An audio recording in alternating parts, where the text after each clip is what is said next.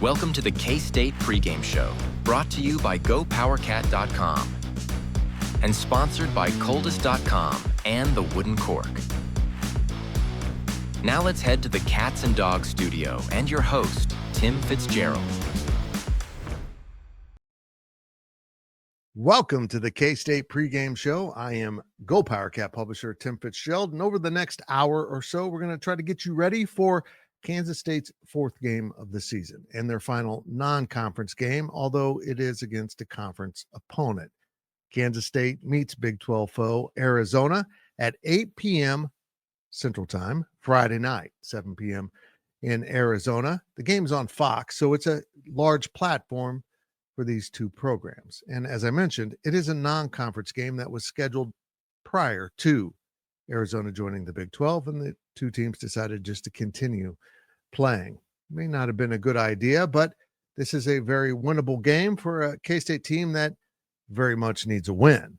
Well, let's trace the path that got K-State to this part of the season at 1-2, a very odd record for any K-State team at this point of the season. But here they are. Of course, they went to Dublin and played rival Iowa State, losing that game, and that led to a great deal of disappointment among the fan base, and for good reason. It was a winnable game, and K-State just wasn't capable of winning. They came home to play North Dakota, the tune-up game, the one that gets you ready and makes you feel better about yourself, but it didn't do that. K-State ended up winning 38-35 on a final minute drive from Avery Johnson that got the job done and got them over the hump. There was a great deal of confusion amongst the fan base about what just took place with that game. But surely it would be better in week 3 against Army. And it wasn't. Kansas State lost that game last Saturday at Bill Snyder Family Stadium, 24-21. And confusion turned to anger, to much frustration and lashing out at players and coaches. So what is the problem with this K-State team? Are they just not good enough? Well, as I said on a daily delivery earlier in the week, I don't think talent is the issue here. I think there is talent. But when you measure physical talent, you don't really encapsulate all of the intangibles that you have to be successful. For example, I've never hid that I think Rocco Becht is a really good quarterback in the Big 12. His stats don't reflect a dominant quarterback, but the wins and losses tend to do so. He's a really hardline leader. He shows the way for his team, and they follow. Avery Johnson is an incredibly talented quarterback who I honestly don't think is being put in good positions to succeed, and yet his stats look pretty darn good this year. But outside of that late drive against a FCS opponent in North Dakota, Johnson really hasn't put together a overly impressive resume of leading the offense up and down the field. He has had his moments, but he's also been handcuffed by play calling that honestly I find bizarre, often throwing underneath the sticks short of first downs in third down situations and then not converting. It's been kind of a habit for K-State to not get a first down when needed.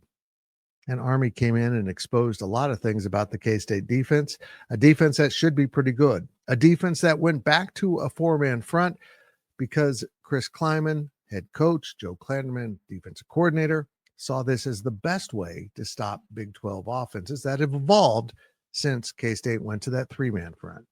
And in some ways, that defense has helped them. In other ways, it has put them on their heels, and they no longer attack opponents like they did in the past. There's a lot of things going on here with K-State, and the hardest thing to measure is what's in their heads. Where are they at mentally right now as they have to be a little bit stunned heading into this Friday night game in Tucson, Arizona?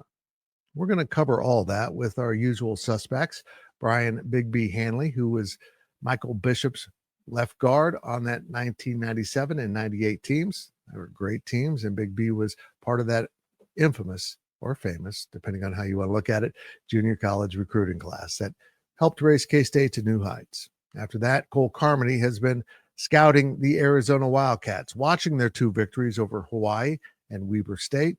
And what does he think about the other Cats and where they stand under a second-year head coach fighting for his life? And also, then we'll get into the Big 12 schedule. And instead of doing some player quotes, I'm going to bring you some troubling quotes, some quotes and interactions we've had over the last few weeks, or last week, I guess, that indicate there's a lot going on here.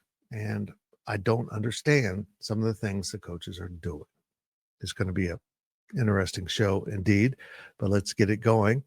Brian Hanley is standing by, and we are sponsored by Coldest.com and the Wooden Cork. Make sure you check out both of those online and use the code LifeOfFits for a discount.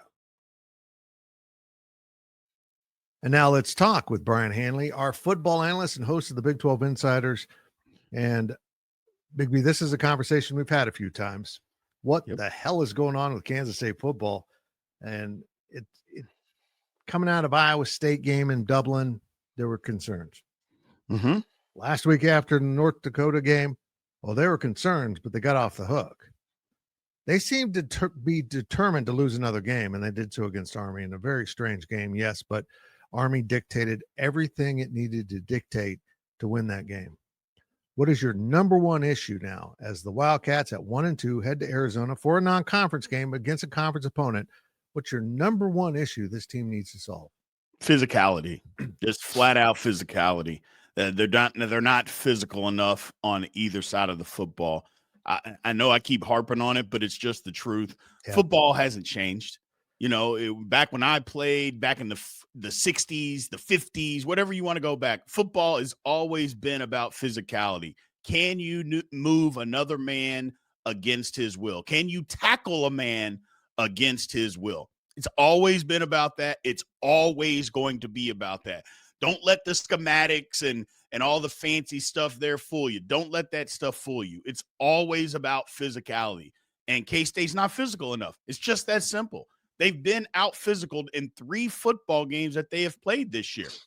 And was it better? Here's the thing, in my opinion, and I don't think this is just my opinion. Anybody that has watched the games, they were more physical against Iowa State than they were against North Dakota and against Army. Now, maybe you're playing down to your competition. Maybe that's part of what is going on here. But the thing about that is I just don't think this team is good enough to play down to competition. I think you have to be at all cylinders to win. Maybe other teams or around the country, maybe previous teams at K-State could go through the motions and still be able to be 2 and 3 touchdowns better than some of these teams. But this team isn't. College football is different, and it gets different every single year. But the number one thing, to get back to the point, I don't want to belabor a whole lot, but physicality. K-State just has to be a more physical football team on both sides of the ball. And that's not just offensive line fits. That's everywhere. Yeah. Quarterback, wide receiver, running back, linebackers, safeties, everybody has to be more physical. They also, along with that, they need to show a little attitude. Mm-hmm. They need to sell themselves on being physical first. Yeah. And just tell themselves, they ain't gonna push me around. They might get me on a play, but the next play I'm gonna beat their ass.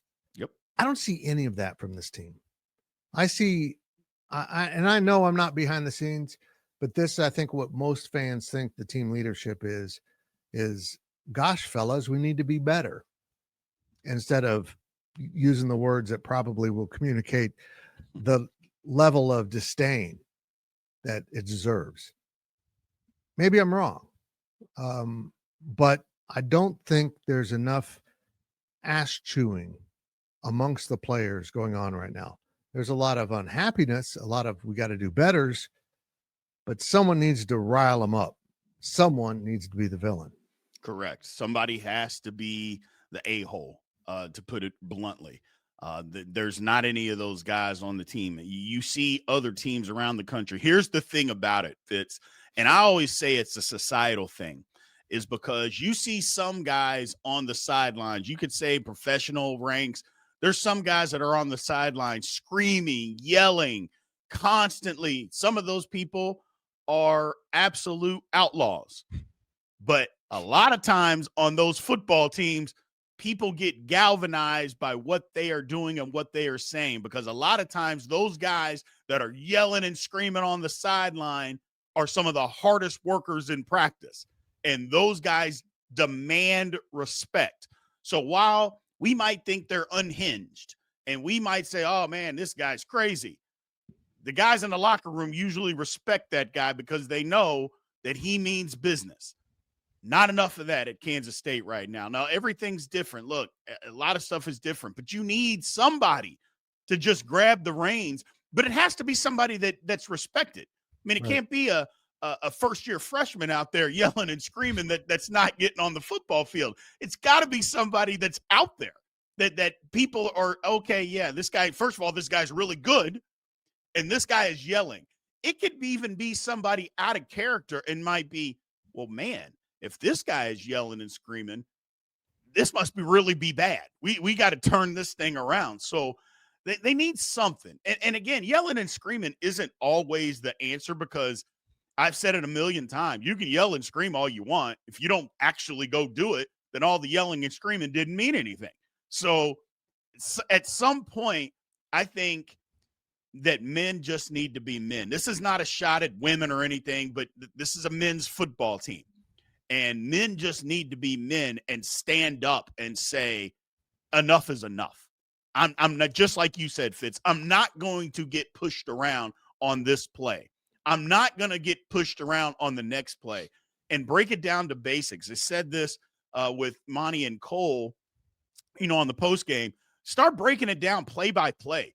Don't go game by game or half or quarters. Break it down by each play. I'm going to win this play. Okay, great. I won it. Okay, the next play, I'm going to win this play. And just break it down to basics there.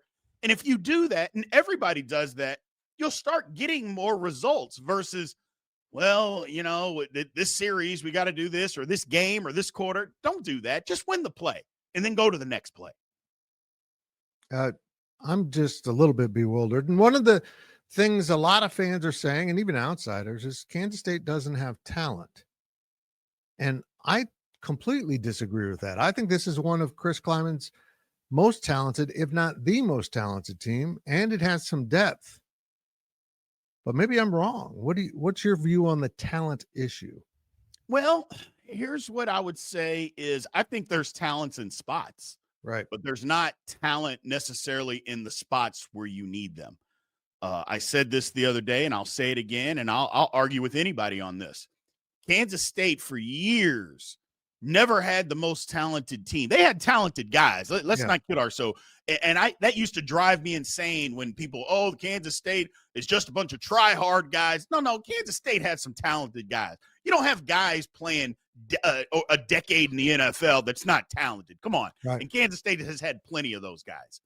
Having said that, they always had a physical offensive line, a physical athletic offensive line that when they weren't as talented in other spots and they didn't have the NFL type defensive linemen, they did have, even if the guys weren't NFL offensive linemen, they were still physical athletic linemen that you can get by with. So when you add in some imagination to the offense, some skilled players that are pretty good college football players, you can win a lot of football games. I'm not sure that they have that now, Fitz. I'm just being totally honest. Yeah. I've watched the last 3 games, and this is not just this year. It was an issue last year.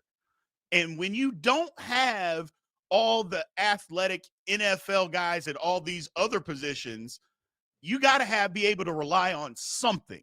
And they could always rely on the offensive line, chew up clock, keep the game close, all those kinds of things, because you could always run the football.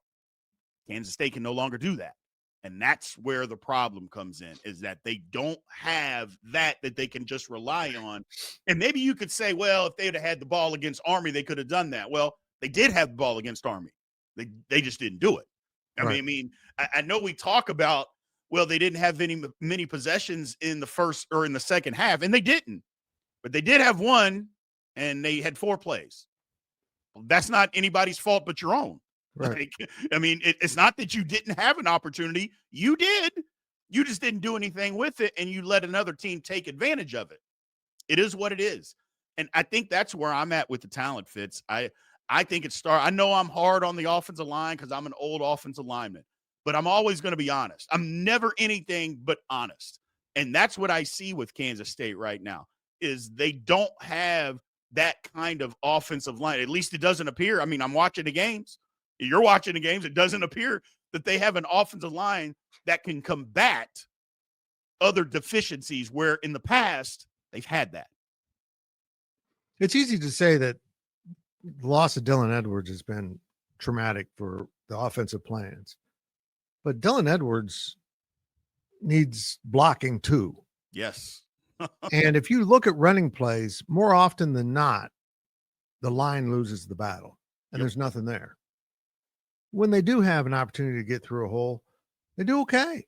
Mm-hmm. But my goodness, the line has been shaky at best. They've had their own, physical setbacks. With George Fitzpatrick, we still don't know when he'll be back. Maybe for the restart of Big 12 play in a few weeks, because K-State is off next week. But I hear you say some things here that resonate with me. K-State might have been known as a try-hard program, but there's also some truth to that. Dudes would bust their ass, but not dependent on their talent level. Correct. Michael Bishop played his ass off. Yes. Michael Bishop put it all out there. Jeff Kelly put it all out there. And those are pretty talented dudes. Mm-hmm. Another one that has struck me is that K-State has always had a dude,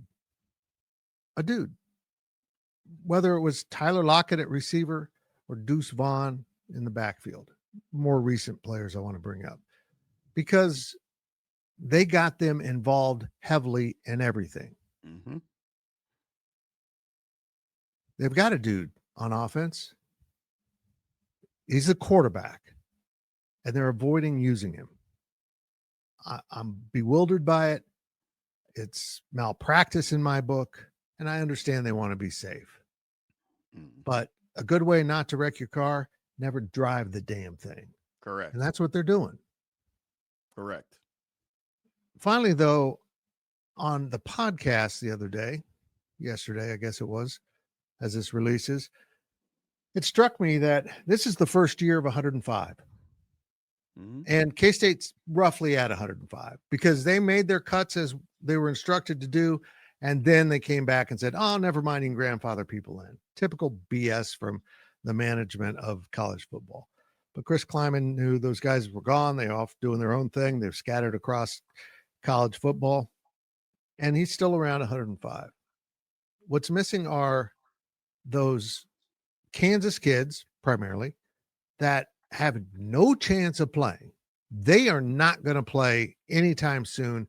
And maybe they will get to there by the time they're senior. They might get on special teams before then. But they're in practice every day. And with no opportunity to really play, they're busting ass.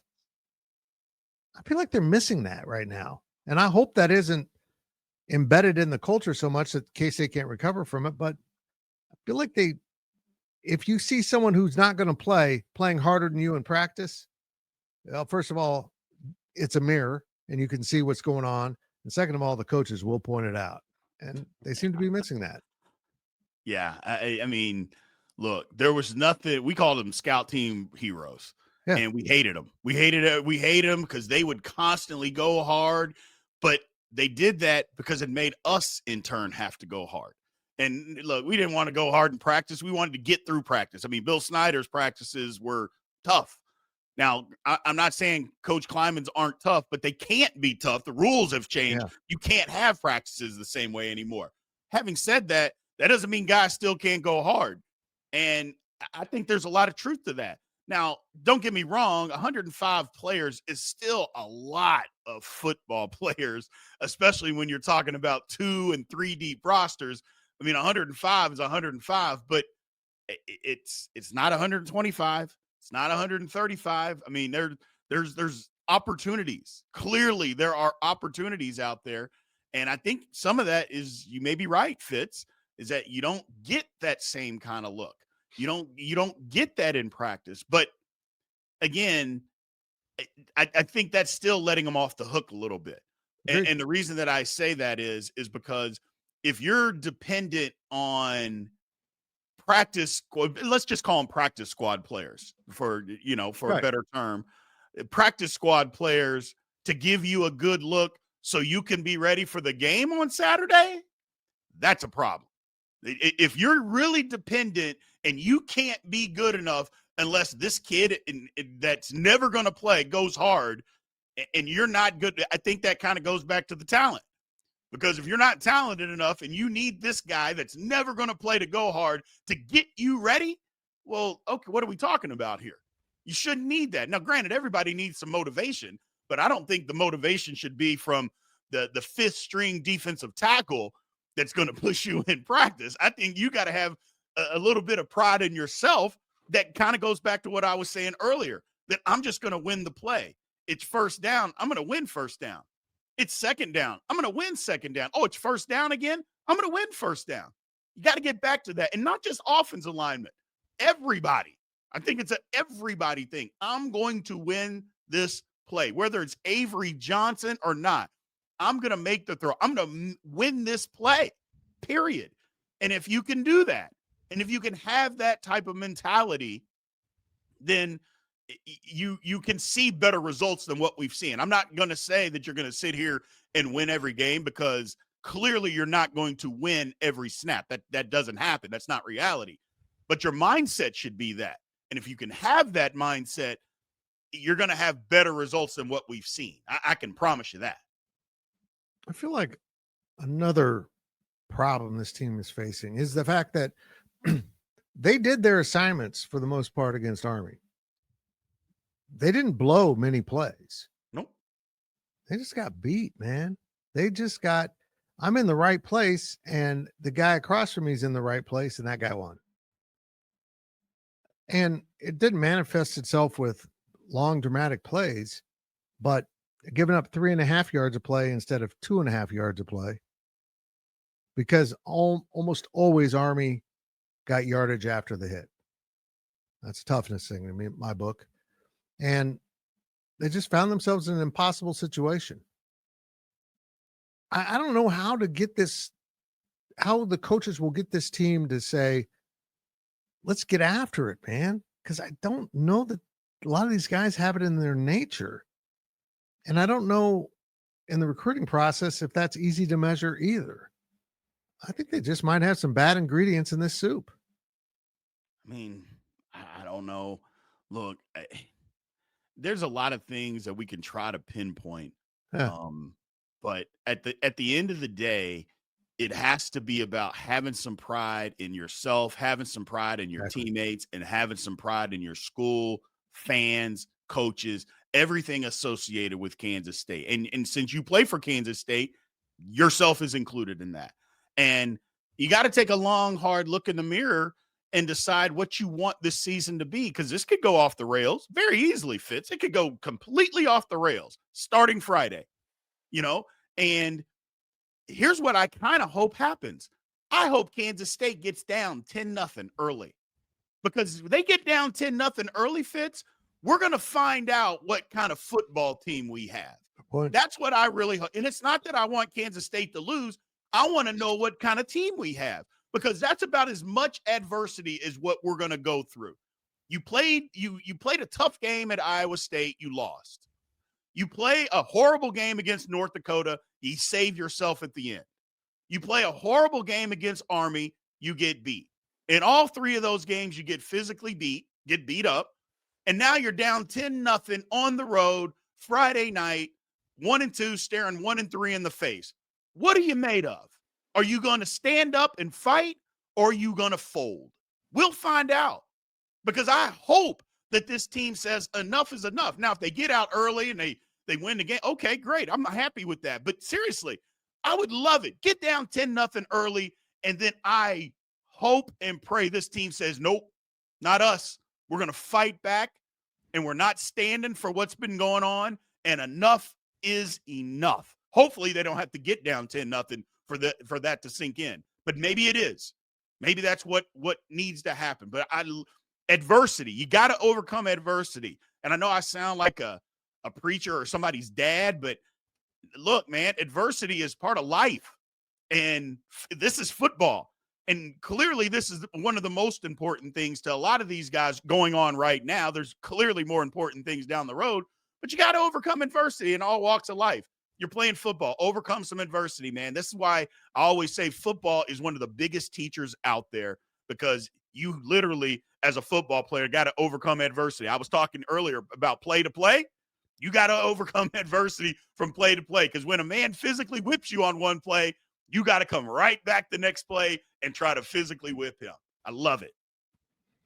I almost fear K-State taking an early lead, because we saw it when they got ahead of Iowa State. Hey, we're ahead. Relax. Mm-hmm. We saw it against Army. They got up by 2 scores. Hey, we're back. Relax. Mm-hmm.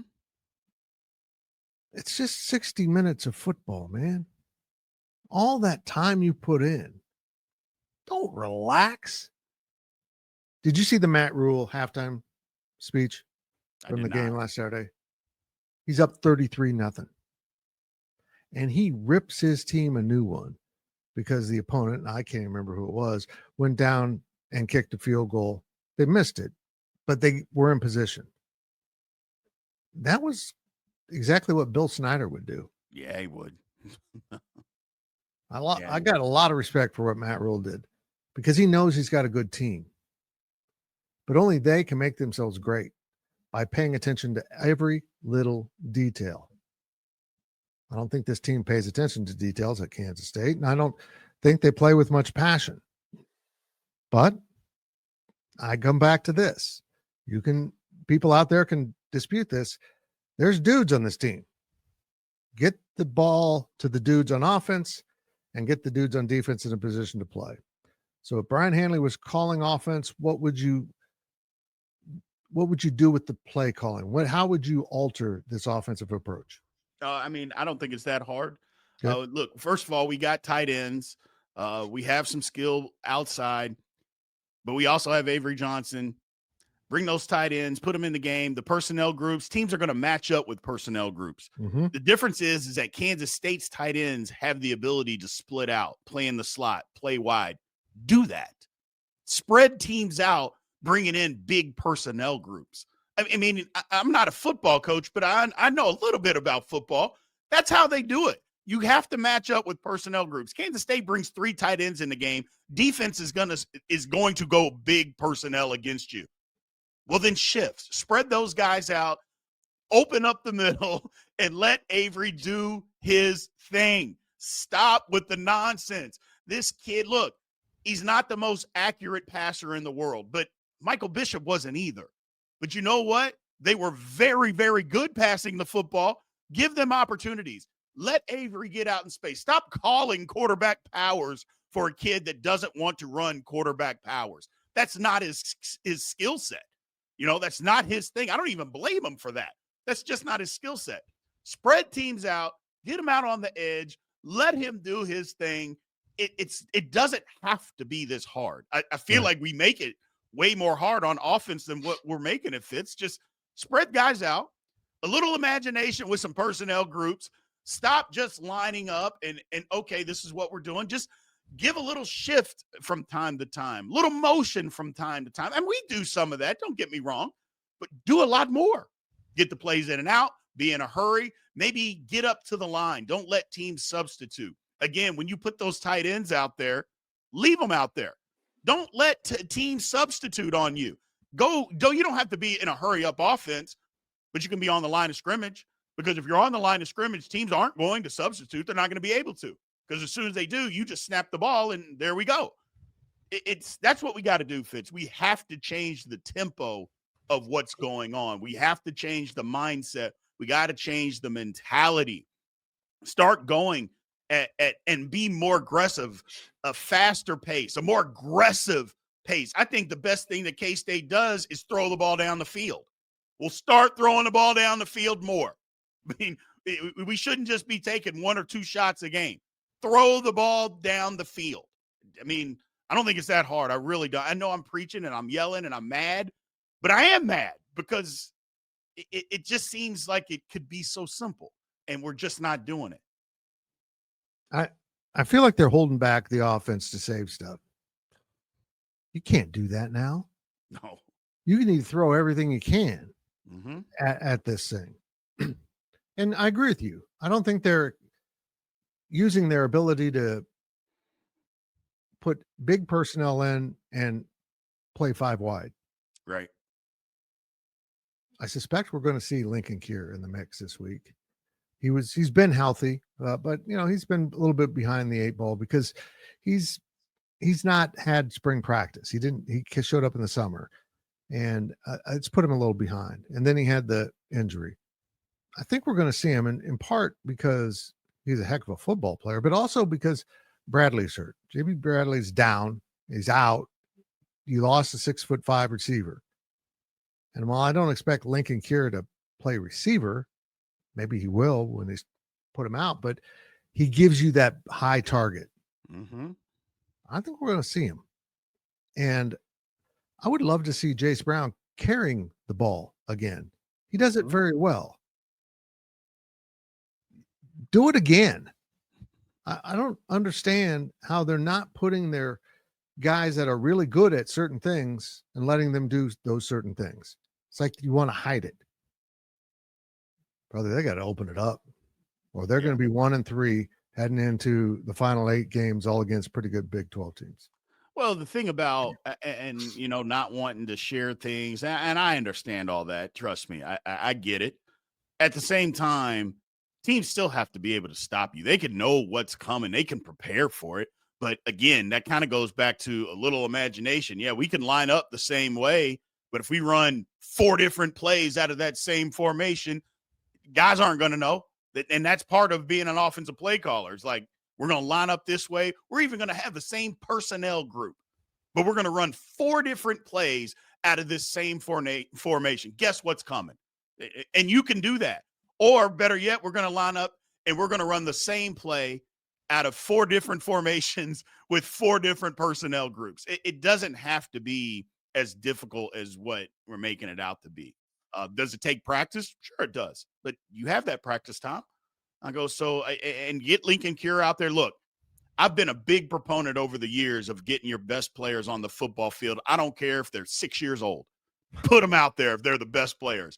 And I know he's been hurt, but if he's one of the better players, he needs to be on that football. And he's healthy, he needs to be on the football field Friday. Fitz.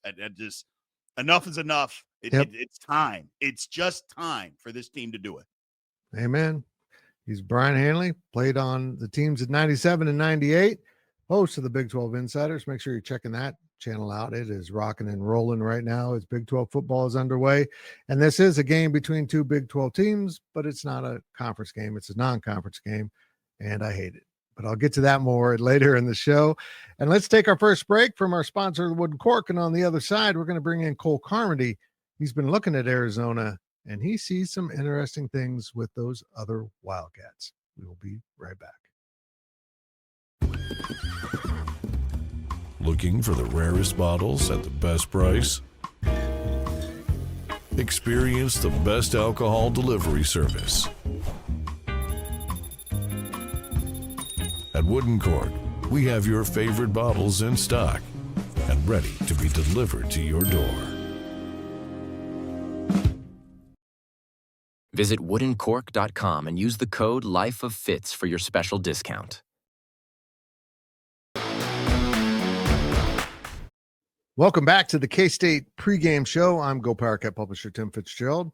Brian Hanley handled K-State, and now we're going to bring in Cole Carmody to talk about the opponent. He's going to do this all season long, every game, and discuss the Arizona Wildcats and where those other Wildcats sit here in week 4 for Kansas State, week 3 for them. They've got 2 games under their belt, both victories, Hawaii and Weber State. And you've watched them. Give me your initial thoughts. My initial thoughts are Arizona is playing with a lot of confidence, and I don't think that you can blame them for that. 2 big-time wins over Hawaii and over Weber State. And Fitz, in that Hawaii game, it was interesting. Not only was the game on TNT, which I heard really, really good things about, by the way. Not sure when K-State will be on that network, but when they are, I'm looking forward to it because apparently the broadcast was pretty good. I saw that game against Hawaii, a team in Hawaii who played with some confidence, and they were just coming off of a win against Stanford. I think BYU really kind of showed how good Stanford was, and it's not that good.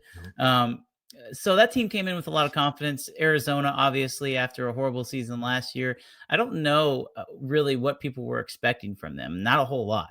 In that game against Hawaii, they were in a fairly tight battle with them in the first half and then kind of pulled away in the second half. But this defense for Arizona, Fitz, I don't know where you want to start. They haven't been tested, and Weber State was horrible. And I texted you this. I truly do believe that Pittsburgh State could beat Weber State.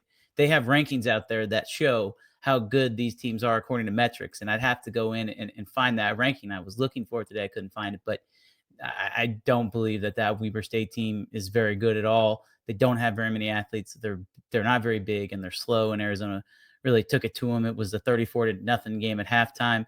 They had 2 interceptions in that game. One was a pick six to put them up 48-0. And so that was a feel good game. And, there's 2 ways of looking at it. If you're K-State, you have not had a single feel good game. You have not felt good about your performance one time, but you've been battle tested. And one of those games you've been battle tested, you found a way to win. Arizona has not been battle tested yet. And we'll get into it, but that could be something to monitor as we look at this game on Friday night. Yeah, it'll be interesting because when you schedule these games, your team can build some confidence, get some rhythm, get some self-belief, which the Arizona Wildcats needed after last year's mess. Also, they can build false confidence that they're better than they actually are, and it's easy to win. And it won't be easy to win, but Kansas State comes in with a lot to prove. And Cole, I don't know if they've got it in them to prove it. And that's a cold, harsh reality right now for this team. But if Kansas State's going to win this game, where do you think they need to take advantage of first against the other Wildcats? Well, Arizona's offensive line has struggled this season, and you don't typically think when you average 44 points a game that your offensive line struggles, but they've given up 5 sacks to Hawaii and Weber State, and that might not seem like a very good number or a very big number, but when you have a quarterback that doesn't really like to scramble, that's a problem. Noah Fafita does have a rushing touchdown this season, but I believe he has like negative 15 yards rushing in total. So he's been sacked quite a few times, and the defense has sacked their opponent 7 times, and they've given up 5 sacks. And Brent Brennan talked about that at his press conference, said that they need to get better up front. They like to kind of rotate guys in and out. I still think they're trying to find their tackle situation. Quite honestly, if K-State wants to take advantage of it, that tackle situation for Arizona right now is very suspect, both at right tackle and left tackle. Even not just giving up sacks, but forcing Noah Fafita to kind of step up in the pocket. Granted, his receivers have been running wide open because they've played some pretty horrible secondary. So, you got to credit that Arizona those Arizona receivers who we'll get into here in a second. But if K-State's going to take advantage of something, it's going to be that offensive line. It's so hard to look at that defense right now for Arizona just because the offenses they've been going against have not exactly been the best. You got to give them credit. They forced 7 turnovers so far. And so, are they going to try and jump the ball from Avery Johnson? Maybe that leads to some big plays. I don't know. But I do know if K-State wants to take advantage, if they want to get some turnovers, it's going to have to start with those guys up front on defense, specifically those edge rushers. And so maybe getting Ryan Davis back this week, if that is in the cards, could be really, really big. He's an Arizona kid, so I hope he can come back for this game. We haven't really seen him. We saw him just a little bit last year, but he was the talk of fall camp, and then he got injured. They've got plenty of defensive ends, but really they haven't been as dynamic from that spot as I thought. But in fairness, you're not going to rush-ins or almost no purpose. You serve no purpose against a team like Army that's running the triple option. So that isn't a good indicator. But we've also seen them. One of the benefits of that 4-man front is a more consistent base pass rush. They're going to have to do that because Arizona is going to put a lot of receivers out, and Noah Fafita can put the ball on the money. He can spread it around. He's a whale of a quarterback, but a little guy, and you need to come after him and really try to pressure him. It's what K-State did against him in Manhattan last year. Forced him to make some mistakes early. And, the difference between this Arizona team and that Arizona team last year is when he got in trouble, he threw it to McMillan. And Tedero McMillan is no longer a member of the Arizona Wildcats. Fitz, 11 different guys have caught balls or who caught balls for Arizona in the game against Weber State. That's just in the game against Weber State. Their leading receiver only has 8 receptions through 2 games.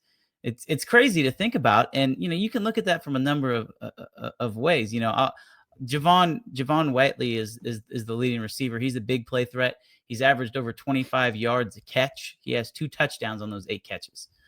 Trey Spivey started the game, obviously the former Kansas State Wildcat. I think that's going to be a guy who they might try and force feed in this game. He only has 3 catches through 2 games, but one of those is a touchdown in the fourth quarter against Hawaii. So we'll see what they end up doing. But Luke Wysong, another guy, transferred from New Mexico. Fits the one thing you'll notice. Watley, transfer from Chattanooga. Wysong, transfer from New Mexico. Chris Hudson, transfer from Washington State. Trey Spivey, transfer from Kansas State. And I haven't even talked about the running backs. Almost every single player who's been a major contributor at wide receiver and running back has been a transfer. And Fitz, most of them have been from the non-Power 4. I don't know what that means, but I do know that I don't think very many of these guys are going to have faced a Big 12 competition on a consistent basis. And they're going to have to prove that they can hang against K-State on Friday night, especially on that offensive side for the Arizona Wildcats. What can we expect out of their running game? Well, it's been kind of hit or miss. They have had some big runs that they've broken off. I think that offensive line right now, one of their more strengths is running the football. But when you're able to kind of just maul your opponents because you're bigger than them, it's hard to really take away. They've had a running back by committee. Quincy Craig, the transfer from Portland State, was really big in the win over Hawaii. I think he only had 7 rushes for 20 yards or something like that in the game against Weber State. But here comes Ishmael Mahadi from Texas State, came in and had some big runs for them against Weber State. So there's another running back that they'll throw in the mix. They might play 3 or 4 running backs. I don't know if they really know what they have at that position right now. So in other words, Noah Fafita, go make a play. That's their offense.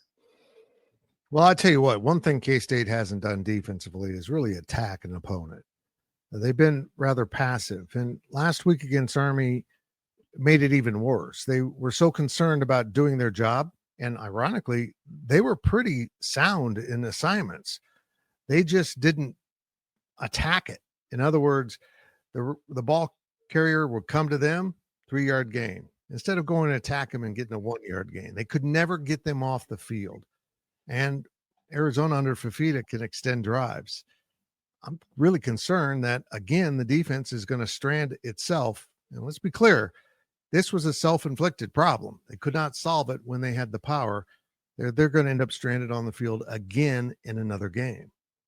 Yeah, I think the strategy against Noah Fafita is get to the quarterback as quickly as possible. And if that means you have to bring some extra pass rushers, then so be it. You have to find a way to get him out of sync, because if he stands back in the pocket, even if he likes to throw it on the run, but if he is out of sync with his receivers, then he will make mistakes. He's yet to throw an interception this year, but anytime that you look at those tackles and they're giving up pressures to Weber State and Hawaii, like, that should be the number one game plan for Kansas State. How do you attack those guys? Because you can really, really expose this Arizona team. A team, like we said, they're flying high, but it's hard to game plan for a team when you don't know who their best offensive option is, right? Who do you know how to take away? So it's definitely a conundrum for this Kansas State defensive staff, because who do you defend? They have so many options there.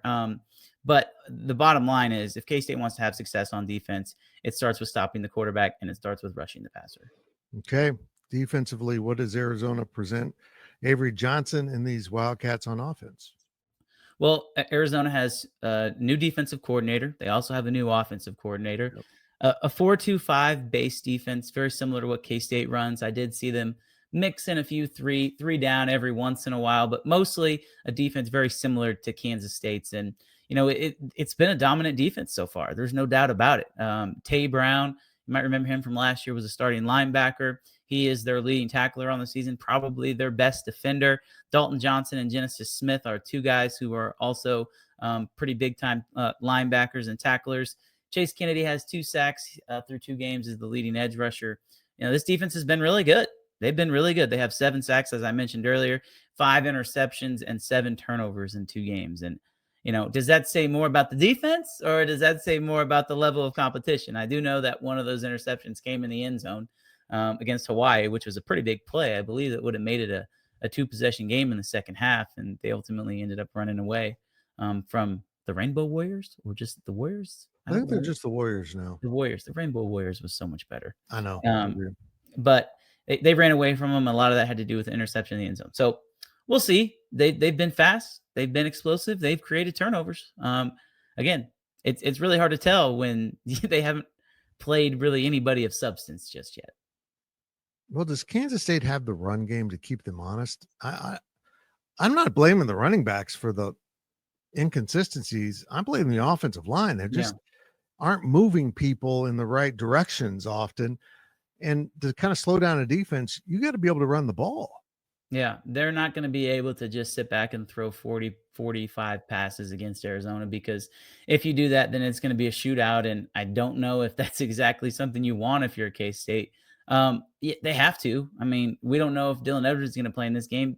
Coach Kleiman said 50-50, but if Coach Kleiman's 50-50, I would have to assume that it's probably closer to 30-70. I don't personally expect Dylan to play. I'd be surprised if he did. Even if he does, how does that change the running game? He's only going to be out there a handful of plays. So, yeah, they have to, right? And I think getting Devon Rice into the game is going to be even more important, because Arizona's faster than North Dakota. They're faster than Army. They might not be as good as Iowa State defensively, that front seven, but they're going to be better than North Dakota was for sure.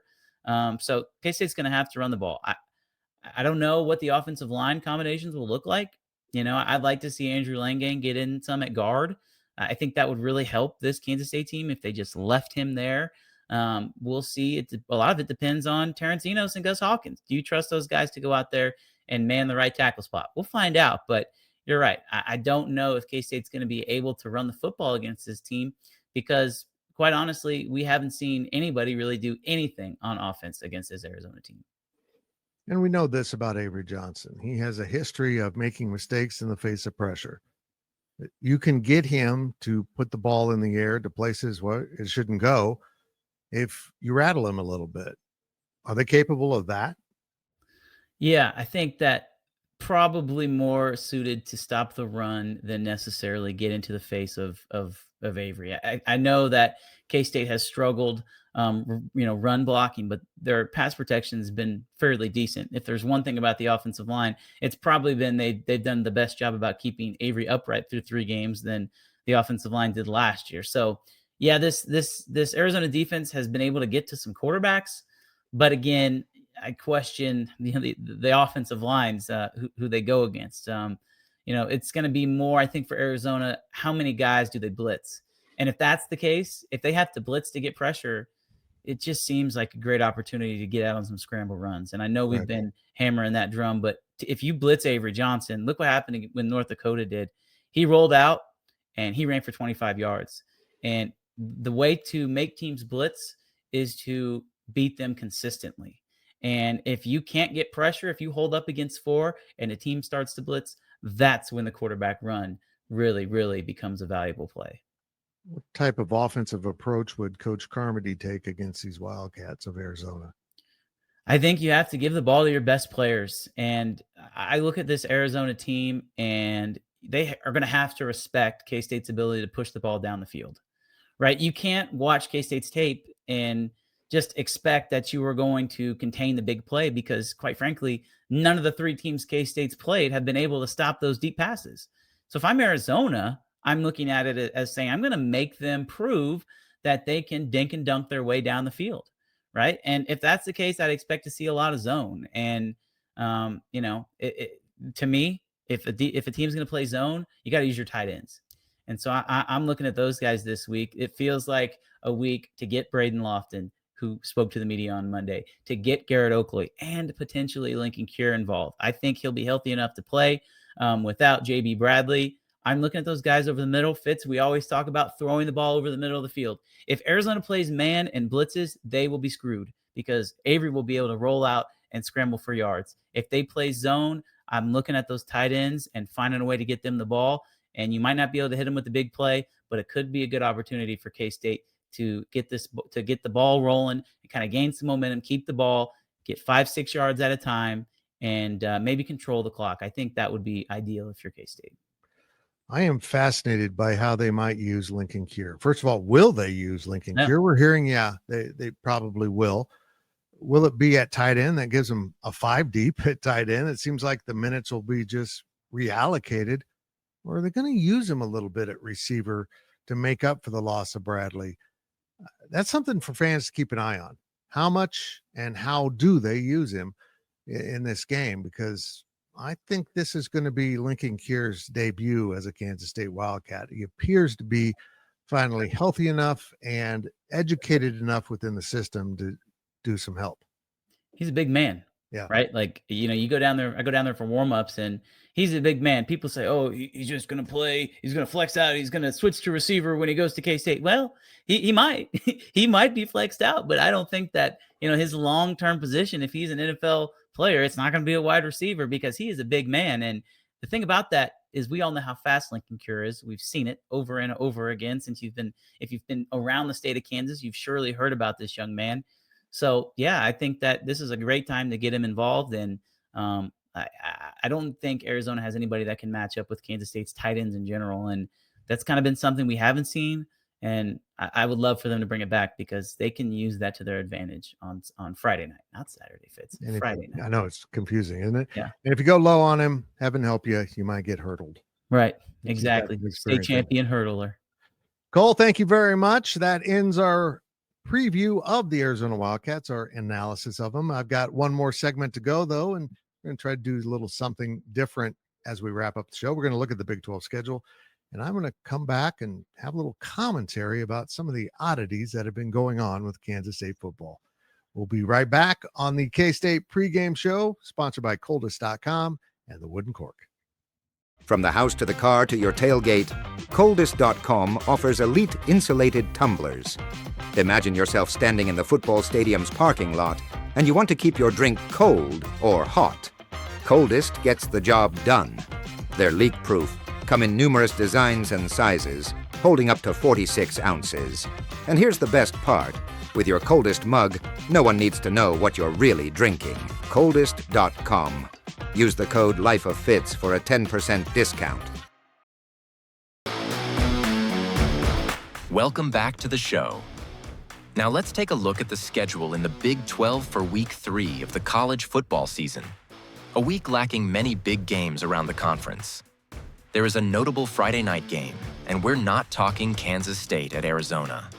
Colorado kicks off its Big 12 schedule on Friday at Houston. Willie Fritz's Houston Cougars are 2-0 and facing a high-profile opponent on their home field. The game kicks off at 6:30 on Friday and will be shown on ESPN. A pair of Big 12 teams gets high viewership TV windows with 2:30 p.m. games.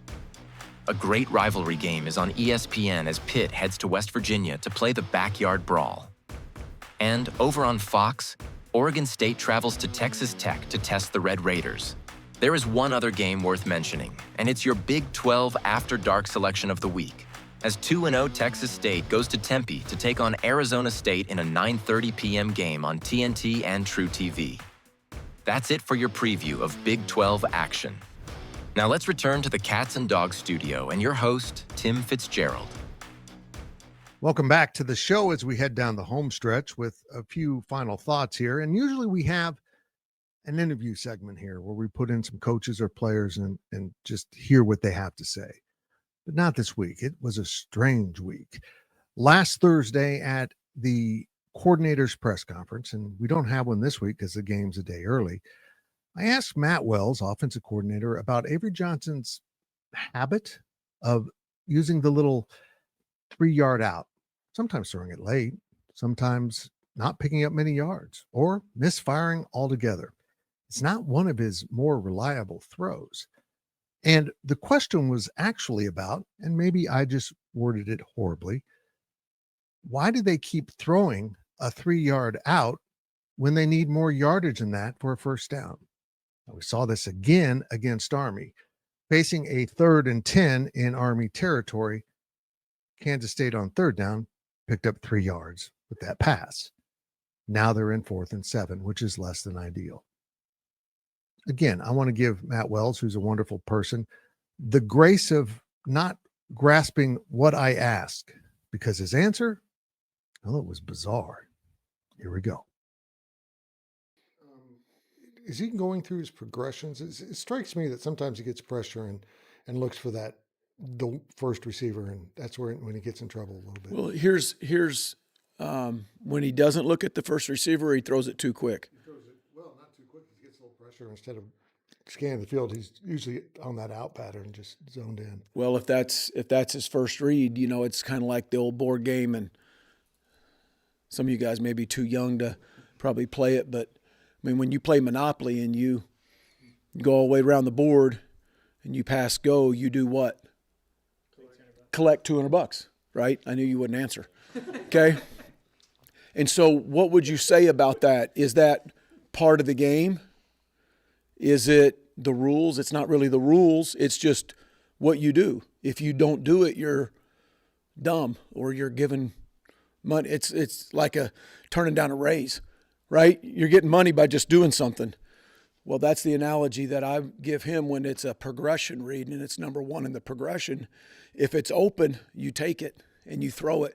Don't pass go. Collect the $200 and call another play, coach, because you're not guaranteed that 2, 3, or 4 are going to fall down or get covered or whatever.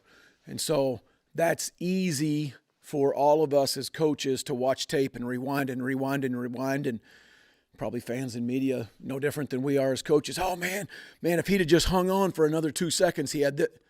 Well, you didn't know that when you made that decision, and that's part of elite quarterbacks, and you keep progressing in terms of your processing. How do you process things? So when you're in a progression read, now if it's a coverage read, that's different. So. Again, he could not have understood what I was asking, and I probably didn't make it very clear. But that pass is driving me crazy. And the entire tendency of this offense on 3rd down to throw short of the sticks, not get enough yardage if the pass is completed and the runner's tackled. Or with this particular pattern, there's not much opportunity to pick up more than what they do after the catch because they're heading out of bounds. It's a play that has become way too comfortable for Kansas State to slide into because it's not a very effective play. That route has a point, a position, a value in an offense, but not on 3rd and 6 when you're throwing to pick up 3 yards. It makes no sense. But things got even more strange because after the game, a really disappointing 24-21 loss to Army, it was time to ask some difficult questions. And honestly, I pounced when Chris Kleiman stated in his opening comments that on the play in which Army, I think, was using a squib kick that struck a K-State player and bounced right back to them, giving them their 3rd straight possession as they ran 41 straight offensive plays in this sequence. They weren't going to kick it to Bryce Norenberg again. He had handled the ball twice, almost broke the opening kickoff, and then did return a 99-yard kick for a touchdown just earlier in the second half. It was a huge play. Ironically, it extended the misery of the defense by adding another possession to Arizona. And then we had the whatever it was, onside kick, squib kick, that gave them a 3rd possession in a row. Coach Kleiman stated they were expecting an onside kick, and Arizona knew that. I countered that they did not react like a team expecting an onside kick. They did not do the things you would do for an onside kick. If you think it's an onside kick, step 1, you step over that yard line so the ball cannot travel 10 yards, which it must for the other team to recover. In case they didn't do that, nor did they kind of back up expecting a squib. They turned their shoulders and started to bail out, heading for their blocking assignments on a return that was never coming. It was always going to be a squib or an onside. And then the freakiest thing happens. And we can ask Monk, but I'm positive they were trying to drill it and hit a guy because they knew we were ready for an onside kick. And not only does it hit the guy square, it's like a 90-mile-an-hour fastball from 10 yards. It doesn't go backwards to our line. It goes right to their line. Sure enough, now they've got another possession and our offense sitting on the sideline, and now we're going to play about 45 plays in a row. That's the way that this team can beat you. I want to ask, did you say you were expecting the onside kick? Because most of that front line was bailing out before the ball was hit. Yeah, no, we weren't bailing out. Fitz, I'll look at the film. Okay. We talked about it a million times, and Mikey Bergeron is who I think the ball hit on. Yeah, he was the one that was most squared up, and he still was sideways. Well, yeah, but that's you don't stand. His body's going the wrong way. Yep. He had no chance to cover an onside kick. Not when it's coming at you a million miles an hour, you don't. Not when it's dribbling, you're running the wrong way. Yeah, anyhow, exactly right. Okay. What's the biggest fix right now? Pardon me? What's your biggest fix? My biggest fix is getting these kids to still believe in themselves.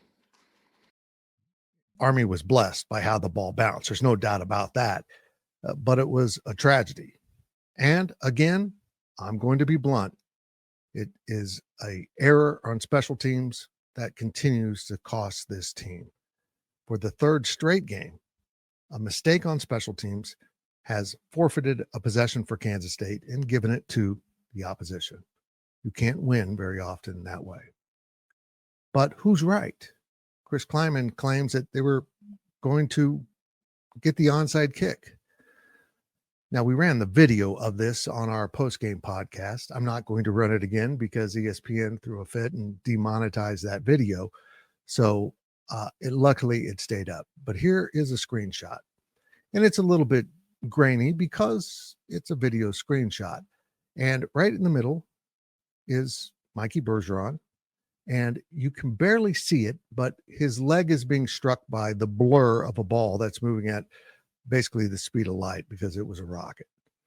And it hits him in the leg. But look at the body language of every player along that front line. They weren't expecting an onside kick. And if Chris Kleiman had told someone to expect the onside kick, it wasn't told to his players.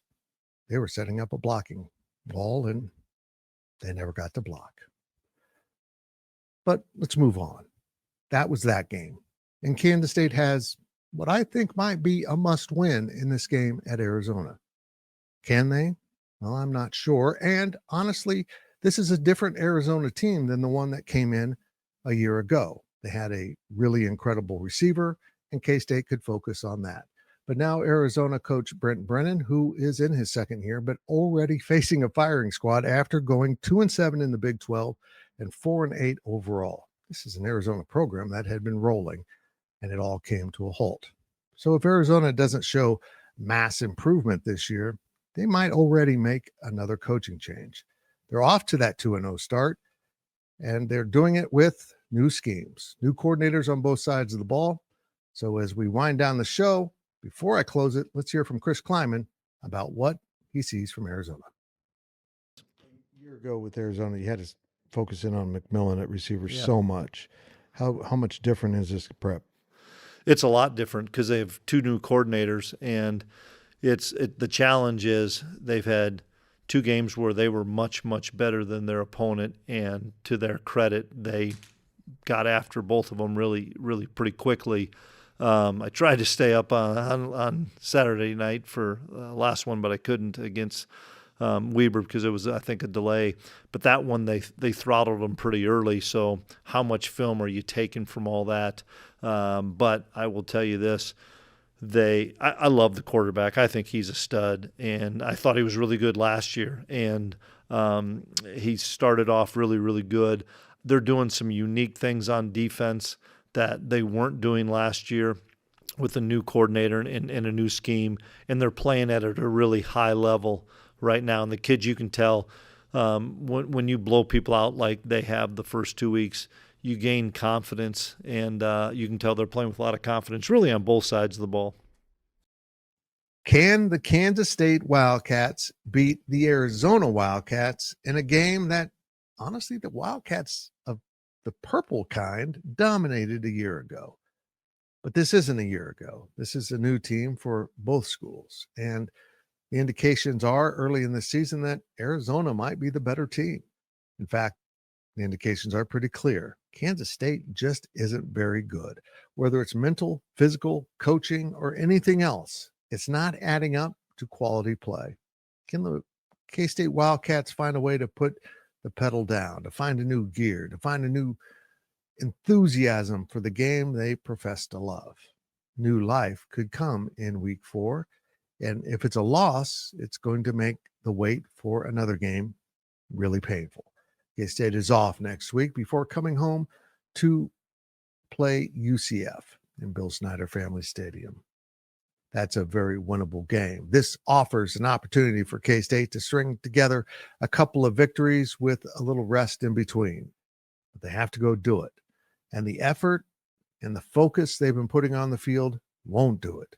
They have to find better versions of themselves as players, as a team, and, well, as just focused individuals ready to accomplish a task together. I don't know if it'll happen. I had a friend ask me, is this the lack of leadership within the locker room, the players, or is it bad coaching? I told him I fear it's both, that the coaches seem out of sync with their players and the players aren't really tuned in to each other. We're going to find out Friday night in Tucson where this team stands. It might be the definitive game. Yeah, it's not over with a loss, but it's going to be a steep mountain to climb. This is the final non-conference game. So in reality, a loss means K-State remains 0-1 in the Big 12 with 8 to go. But it's more than just the numbers.